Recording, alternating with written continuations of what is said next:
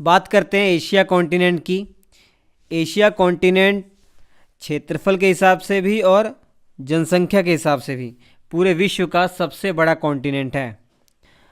अगर इसका क्षेत्रफल आप समझना चाहें तो पूरे विश्व में जितना भी ज़मीन वाला हिस्सा है उसका 30% हिस्सा तो केवल एशिया कॉन्टिनेंट में ही है। और पूरे विश्व में जितनी जनसंख्या है ना, उसका लगभग 60% जनसंख्या केवल और केवल एशिया कॉन्टिनेंट में ही निवास करती है। ये मैप में आप लोकेशन देख सकते हैं कि एशिया कॉन्टिनेंट मेनली जो उत्तरी गोलार्ध वाला हिस्सा है, नॉर्दर्न हेमिस्फेयर वाला जो हिस्सा है, उसी में स्थित है। ये एशिया कॉन्टिनेंट और ये यूरोप कॉन्टिनेंट, इन दोनों को अलग कौन कौन सी चीज़ें करती हैं वो देख लीजिए। ये यूराल माउंटेन रेंज है, ये इसको अलग करती है। और इसके अलावा थोड़ा नीचे आएंगे, कैस्पियन सी है, कैस्पियन सागर, ये एक झील है जो पूरी दुनिया की सबसे बड़ी झील है, ये अलग करती है। ब्लैक सी आप देख रहे हैं तो ब्लैक सी भी अलग करती है, ये भी एक लेक है, झील ही है। और काकेशस माउंटेन रेंज, ये भी एशिया और यूरोप कॉन्टिनेंट को अलग करने का काम करती है। इसके अलावा आगे हम जो स्ट्रेट है उनके बारे में पढ़ेंगे। तो यहाँ पर एक स्ट्रेट आप देख रहे हैं, डार्डेनेल्स। डार्डेनेल्स जो वाटर स्ट्रेट है, ये भी एशिया और यूरोप को अलग करने का काम करती है। और ऐसे ही एशिया और देख रहे हैं आप नॉर्थ अमेरिका कॉन्टिनेंट को, इसको भी अलग करने का काम ये जो बेरिंग जल संधि है ना, बेरिंग स्ट्रेट, आप पढ़ चुके हैं इसके बारे में, ये अलग करती है। और एशिया और ये इधर आप अफ्रीका कॉन्टिनेंट को देख लीजिए, रेड सी और जो स्वेज जो नहर है, ये दोनों मिलकर एशिया और अफ्रीका कॉन्टिनेंट को अलग कर रहे हैं। एशिया कॉन्टिनेंट को बहुत अच्छे से समझने के लिए सबसे पहले इसमें जो भी कंट्रीज़ हैं उनकी कैपिटल है वो समझ लेते हैं। उनका पॉलिटिकल मैप एक बार अपने दिमाग में क्लियर कर लीजिए, ताकि आगे समुद्र के बारे में, वहाँ कौन कौन सागर हैं, कौन कौन से स्ट्रेट हैं, कौन कौन से माउंटेन रेंज हैं, कौन कौन से लेक्स हैं, ये सारी चीज़ें जब पढ़ेंगे तो अच्छे से क्लियर हो जाएंगी। उससे पहले मैं आपको बता दूं, एशिया कॉन्टिनेंट में दो देश, या नाम याद रखिए, रशिया और टर्की।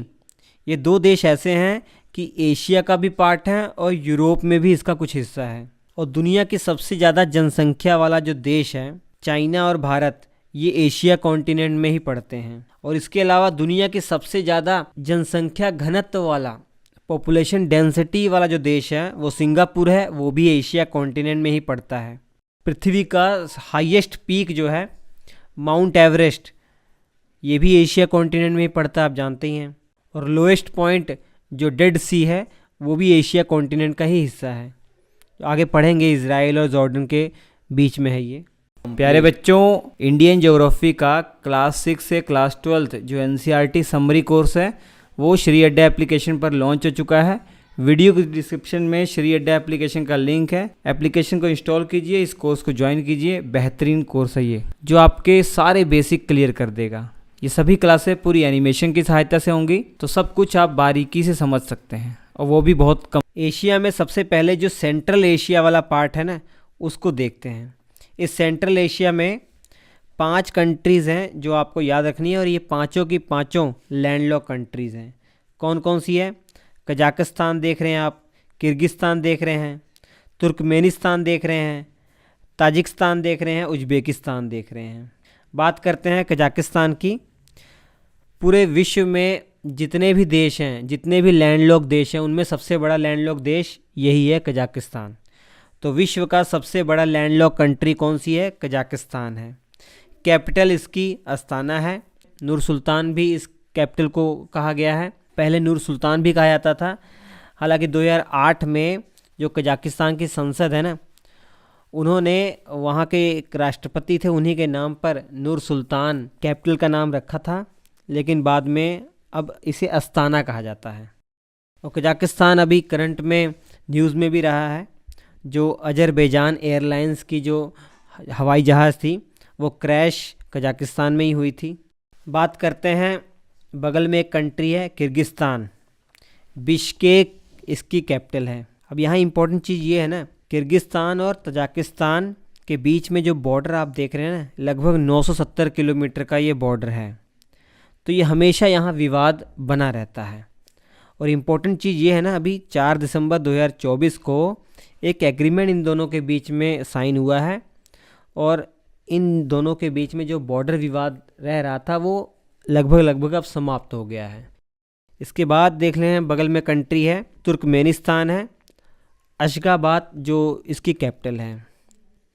इसके बाद देख रहे हैं उज्बेकिस्तान ताशकंद इसकी कैपिटल है। उज्बेकिस्तान की खासियत ये है कि उज्बेकिस्तान जिन देशों से घिरा हुआ है वो खुद में एक लैंडलॉक कंट्रीज़ हैं, तो इसलिए हम कह सकते हैं उज्बेकिस्तान एक डबल लैंडलॉक कंट्री है। उज्बेकिस्तान डबल लैंडलॉक कंट्री है क्योंकि इसके चारों तरफ जो कंट्रीज़ इसको घेरे हुए हैं वो खुद में ही एक लैंडलॉक कंट्रीज़ हैं, तो इसलिए हम कह सकते हैं उज्बेकिस्तान एक डबल लैंडलॉक कंट्री है।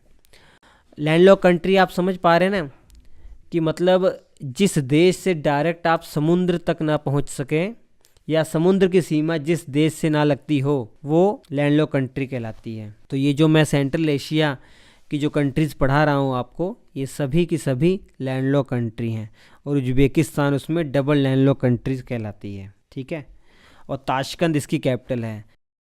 ताशकंद नाम सुनकर आपको याद आ जाना चाहिए कि भारत के जो सेकंड प्राइम मिनिस्टर रह चुके थे लाल बहादुर शास्त्री जी, उनका देहांत ताशकंद में ही हुआ था। जब वो ताशकंद डिक्लेरेशन साइन करने गए थे 1966 में, तो वहाँ पे आए थे पाकिस्तान के प्रेसिडेंट मोहम्मद अयूब खान और भारत की तरफ से जो हमारे प्राइम मिनिस्टर थे लाल बहादुर शास्त्री जी गए थे। ये जो साइन हुआ इंडिया पाकिस्तान के बीच में जो 1965 का वार था उसको समाप्त करने के लिए ये ताशकंद डिक्लेरेशन किया गया था। ये साइन करने के कुछ ही घंटे बाद ये खबर आई कि रहस्यमय तरीके से जो लाल बहादुर शास्त्री जी हैं उनका देहांत हो गया। पहली बार ये बताया गया कि हार्ट अटैक से इनका देहांत हुआ, लेकिन ये विवाद अभी तक बना हुआ है।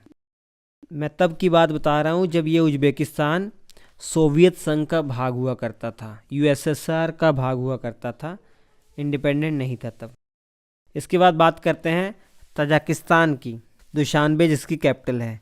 ये भी 1991 तक यूएसएसआर का ही पार्ट था, 1991 में ये स्वतंत्र हुआ है।